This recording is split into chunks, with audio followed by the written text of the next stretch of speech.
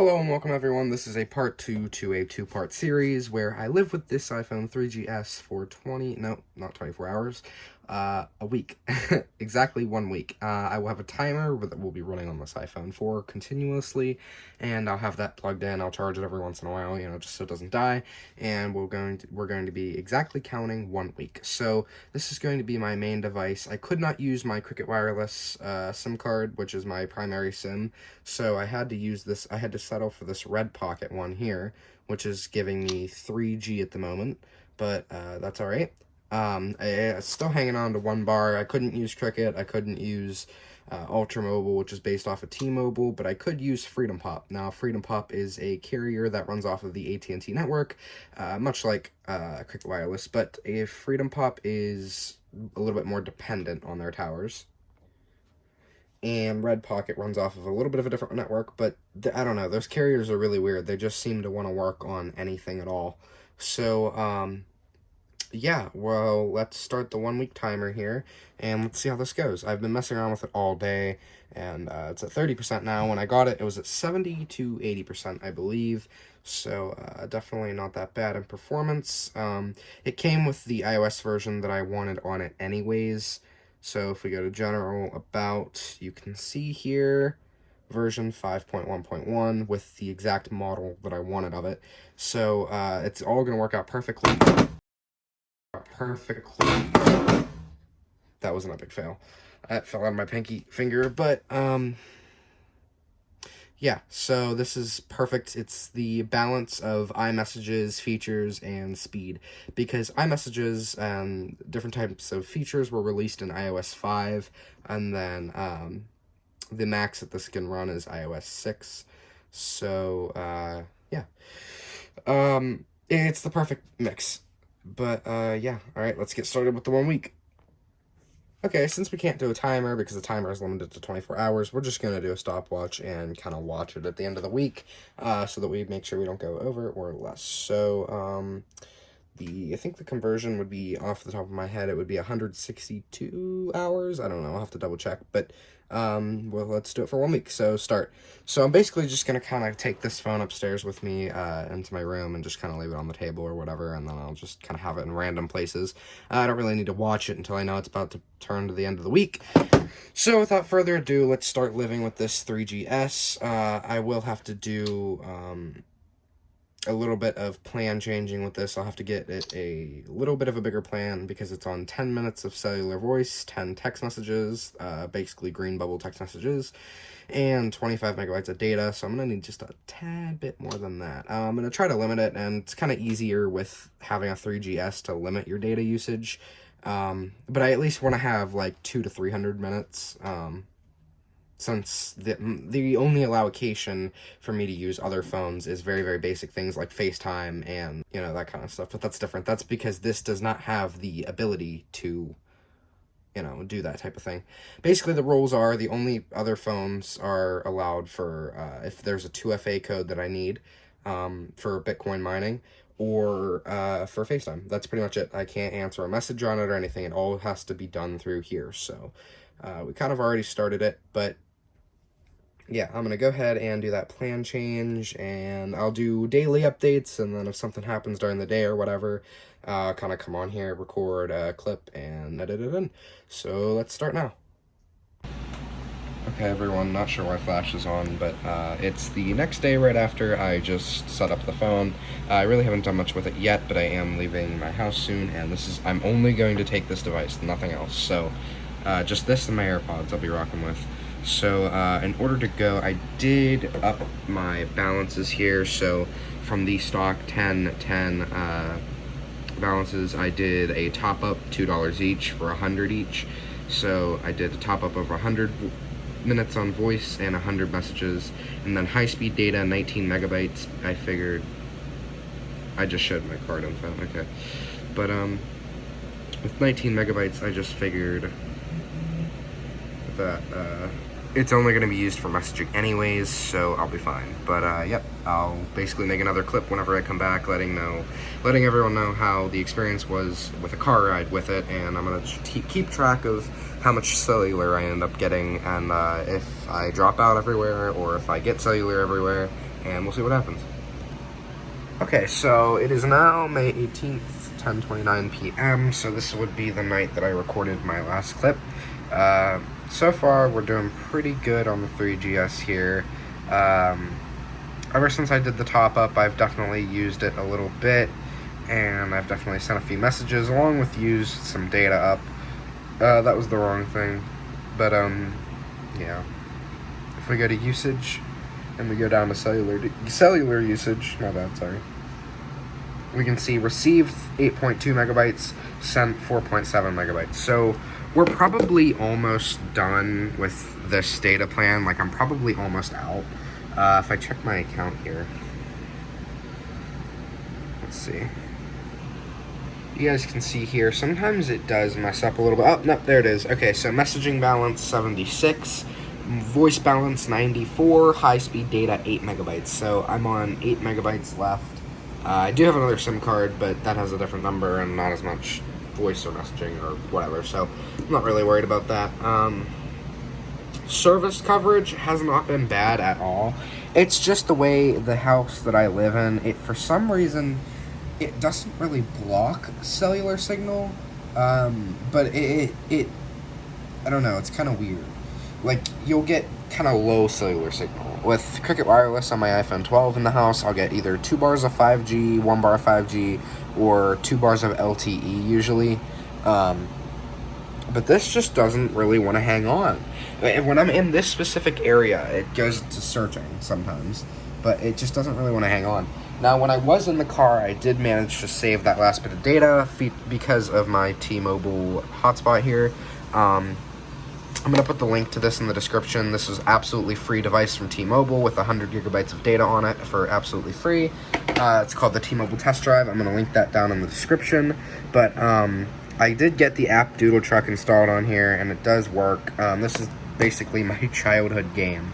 And so I played about one level of it, but I kind of already beat the game, so like a million times, so it's kind of getting boring.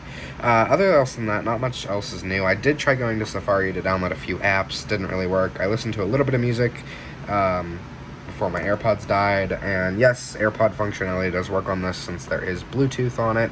It does want to bug me about a software update, as in just having the little one there, and then in general. But obviously we're not going to do that software update. As far as storage goes, it's still not horrible, but it automatically downloaded that update, so it kind of ate it up a little bit. 3.8 gigabytes available out of total of 6. 2.4 gigs used, and as you can see, I really haven't used much, so. iCloud storage, almost totally full. That's nice. But time since last full charge, 1 hour and 8 minutes usage, 5 hours and 23 minutes standby. The battery on this thing hasn't been horrible. I did leave today for a lease signing, and I was gone for probably about 2.5 hours with medium-ish to a little bit of heavier texting usage, a little bit of Safari usage, and I was connected to that T-Mobile hotspot the whole time. And it did hold up pretty well. I left with probably 80, maybe 70% and I came back home with probably about 30. Keep in mind, the seller did say that this is most likely the original battery, so being as old as it is, 12 years old, I believe, I'd have to go check the production date of this exact model, but being as old as it is, that's honestly not that bad. And back then, they didn't really have all-day batteries like they do now, so so far, we're pretty much holding up good, no issues with it. I'm still kind of motivated, which is a good thing, because usually I get unmotivated from these type of challenges. But, you know, everything's still working, phone, text messages, everything. I'm just using my other phones for simple things like FaceTime and stuff. And, of course, I'm still using my MacBook for schoolwork and web searching and everything that I would normally use my MacBook for. But I'm definitely getting some use out of the voice balance, messaging balance, and I'm trying not to eat up that data. I'm trying to stay connected to Wi-Fi wherever I go, but sometimes it's just easier to just go without the Wi-Fi. But that is the daily update, and then I'll be back tomorrow to kind of update a little bit more.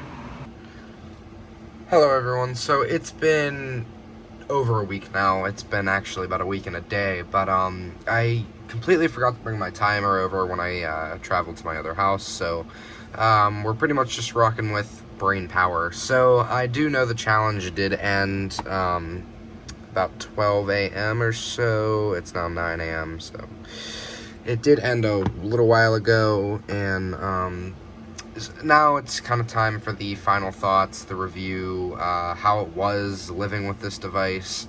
And first of all, I mean, it was actually pretty good. It was good for the basic calling and texting. Other else than that, simple basic Google searches, barely, you know, that's kind of self-explanatory with a device this old. But the main purpose, if you were going to go ahead and use this phone for a while, would probably be calling and texting. But the best things that it would work for is calling, texting, a little bit of lightweight web browsing, very lightweight web browsing, and if you do need to take a picture of some sort, it is good for quick web browsing, or quick pictures or whatever, that you don't need to be very high resolution or high quality. So I do want to go over a little bit what the seller said. So before buying this device, I was just kind of looking around on eBay for different phones and different devices just to kind of play around with or do a YouTube video about like normal.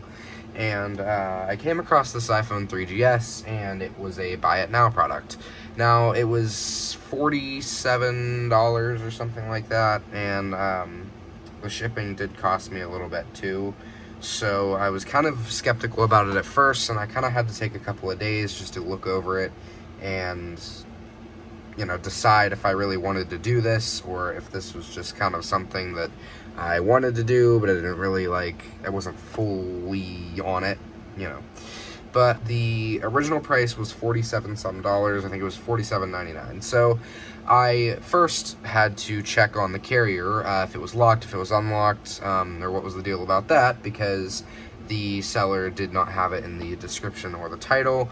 And so I went ahead and basically messaged them, and I was like, hey, I'm contacting you about your iPhone 3GS that you have for sale. Do you know if it's locked? Do you know if it's unlocked?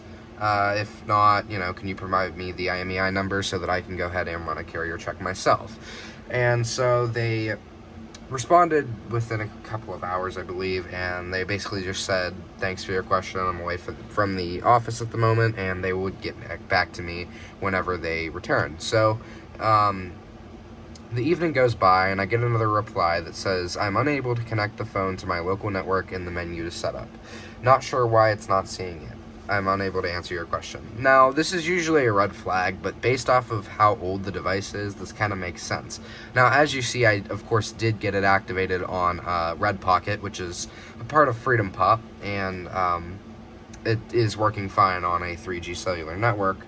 But, you know, that's besides the point. And then I was like, okay, thank you. Can you provide me the IMEI number so that I could run a check myself? Now, whenever I did go and run a check myself, nothing came up. It came up as invalid. So this was kind of a red flag for me, but at the same time, judging that the 3GSs were produced in 2009, and the estimated purchase date on this device was 2012, so I was like, whatever. So obviously, you know, the device is old, and it's probably not going to be in that system. Even though it does have a IMEI, of course, it's probably not going to be in the system of newer-ish products where you can just go online and run a search for it. Probably not going to be in that database. I think it's like 4S or higher, and this is a 3GS. A lot of things were introduced on the 4, like FaceTime, for example. But anyways, I asked them if they would go down to $30, which I know I was kind of lowballing them, but at the same time, the shipping was like 10 some dollars, so it kind of made the price a little bit high for something this old. But they didn't really want to go down to 30, which is completely fine. I respect that. I have no problem with that. I didn't really expect a yes on that anyways. But they went down a few dollars to $44.99, which is 6% off. So I was like, well, whatever. You know, that was not much of a deal, of course, there, but I didn't really care. The seller seemed really nice, and they explained that apparently I cannot speak, but the seller and the seller's son run this eBay page together. I'm like trying to filter out the names and filter out different types of things that I think could be a problem for anyone, because if I put certain people's names in the video or anything like that, Anyways, now recording on a different device. I don't want to possibly reveal the seller's name or any personal information to the seller because that could potentially be bad. So, you know, I'm just trying to filter that out. But basically, I went ahead and accepted the offer for $44.99 and paid the $10 shipping, so it ended up totaling out to 60-some, 62, something like that, which is fine because, you know, it's still cool, so,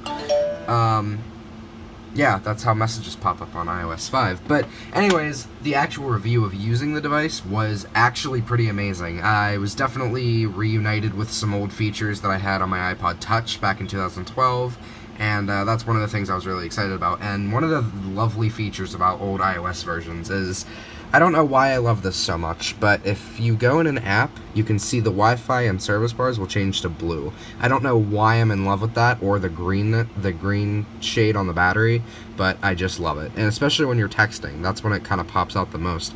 But as stupid as that sounds, it's just kind of a feature that I've always loved about the iPhone 3GS. It kind of made the 3GS the 3GS, because yes, a little bit of older models will do this on certain iOS versions, but it makes perfect sense to put it with the 3GS, with its body style, it perfectly goes together.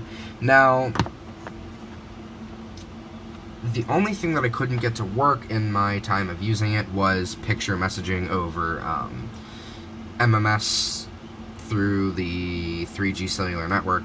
It would only work through iMessage, and I had to end up getting that top-up, as I've explained in the previous clips, but I ended up maxing out the plan, so I completely ran out of messaging balance and everything like that, so I just decided to get the $17 plan that has unlimited calling, unlimited texting, and a gigabyte of data. So I'm not exactly sure how much data I used, but I do know I sent a couple of videos over iMessage, and I did send a couple of pictures along with a lot of text. So, you know, I tried to use this as much as I could. I did end up reverting to using my iPhone 12 and iPhone 8, for like things like TikTok and Snapchat, though, so that kind of makes sense, because I tried getting those types of things on here, but obviously TikTok wouldn't work.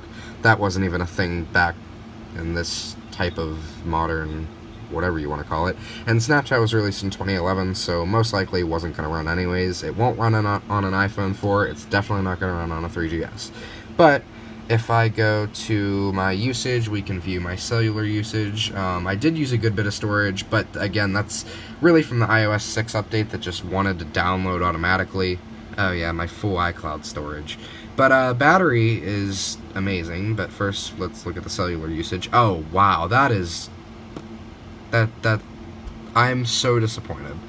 I paid it's $17 isn't a lot, but like I didn't use any of it.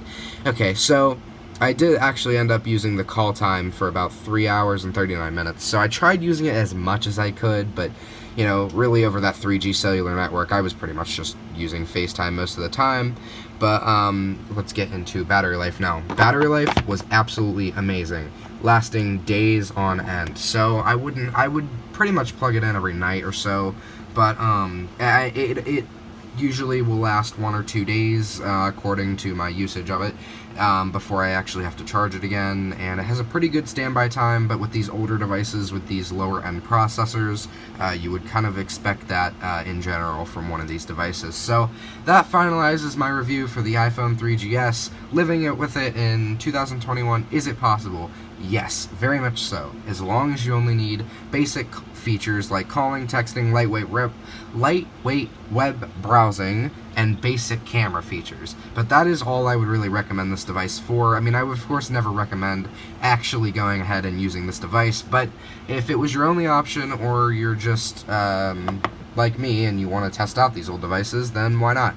I did get one old app to work on here, which is one of my childhood favorite games. It's called Doodle Truck, and I did play a couple levels of it, but it got pretty boring because I've already beat the game. So that finalizes my review, and stay subscribed, stay tuned for the next video. You know, as I make these YouTube videos, I'm spending more and more money doing this, so that's just great with my 8 views. So see you guys in the next one. Peace.